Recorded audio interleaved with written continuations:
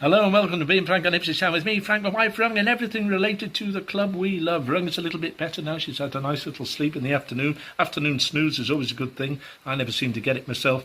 Anyway, news about Hull City and two players from Hull that Ipswich are taking a keen interest in. Jayden Philogene, Hull City winger, of course. He's 22 years of age, England under-21 international, and I think he was bought from Aston Villa, wasn't he, for about $5 million a couple of years back.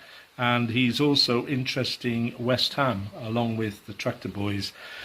But it's not just Philogene that is interesting down from Hull City, because as I mentioned yesterday, Jacob Greaves, 23 years of age, he is wanted by Town as well.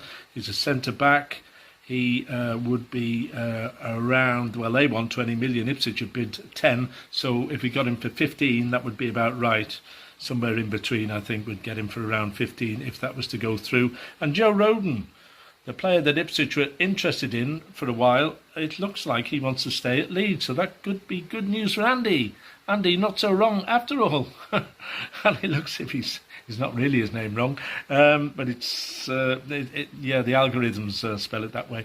Anyway, Andy, you'll be pleased to hear that Joe Rodon wants to stay where he is. So that's good news for us and may explain why we're after other centre-halves at the present time, including Greaves, and another player that Ipswich are taking a keen interest in is Cameron Carter-Vickers. So we'll see where that goes and develops during the course of the week. I think there will be transfer news before the end of the week, and we know about Ben Johnson that he will be signing next week, and I would expect that we could have another player through the door before then. It could be the Brighton goalkeeper, Carl Rushworth.